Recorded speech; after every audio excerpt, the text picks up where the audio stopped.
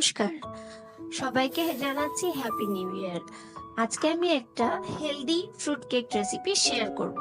তার জন্য আমি মিক্সির জারে প্রথমেই নিয়ে নিচ্ছি 3/4 কাপ চিনি, তারপরে সেই কাপেরই 3/4 কাপ নিয়ে নিলাম বাটার মিল্ক, যেটা কিনা ঘরের রুম টেম্পারেচারে দুধের মধ্যে 1 চামচ পরিমাণ ভিনেগার দিয়ে আমি তৈরি করে রেখেছিলাম।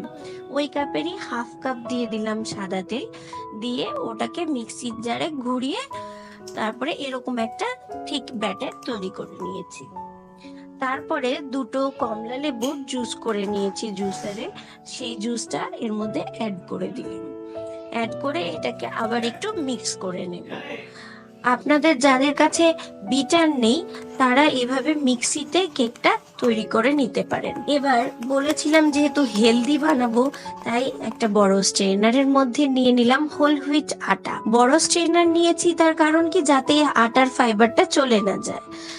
তার মধ্যে আমি 1 পিঞ্চ পরিমাণ দিয়ে দিলাম বেকিং সোডা, আর বেকিং পাউডার দিয়ে দিলাম 1 চামচ পরিমাণ, দিয়ে এটাকে ভালো করে স্ট্রেন করে নেব। স্ট্রেন করা হয়ে গেলে, যেহেতু আমি অরেঞ্জ জুস দিয়েছি, তো ব্যাটারটা একটু পাতলা হয়েছে, যাতে থিকনেসটা ঠিক থাকে কেকের ব্যাটারের, তাই আমি এর মধ্যে দিয়ে দিলাম 2 চামচ পরিমাণ কর্নফ্লাওয়ার।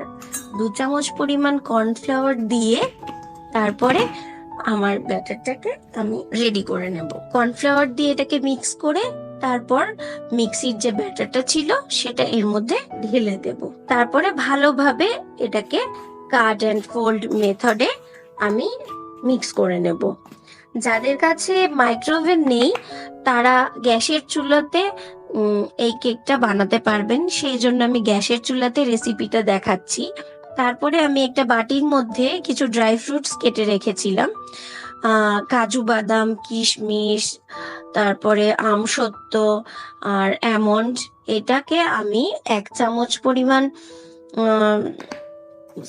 দিয়ে কর্নফ্লাওয়ার দিয়ে মিক্স করে নিয়েছি, আর ব্যাটারের সাথে আমি এটাকে মিক্স করে নেব।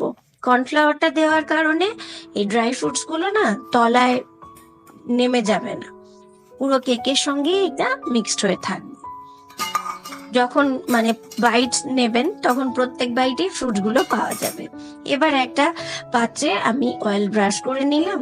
অয়েল ব্রাশ করে, বা আপনারা চাইলে ঘিও ব্রাশ করে নিতে পারেন, তাহলে ফ্লেভারটা আরো এনহ্যান্স করে।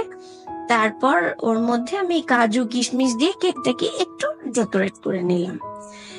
এবার গ্যাসের চুলায় একটা বড় কড়াই বসিয়েছি, তার মধ্যে ভাতের হাঁড়ি ঠাড়ি রাখার যে রিং গুলো হয় না, ওই রিং বসিয়ে নিয়েছি। তারপর ওটাকে আমি প্রিহিট করে নিয়েছিলাম 5 মিনিটের জন্য। তারপরে আমি কেকের যে টিনটা সেটা বসিয়ে দিলাম। বসিয়ে দেওয়ার পর ঢাকনা দিয়ে গ্যাসের ফ্লেমটা মিডিয়াম থাকবে এমন অবস্থায় 35 মিনিটস কুক করে নিলাম। আমার কেক রেডি।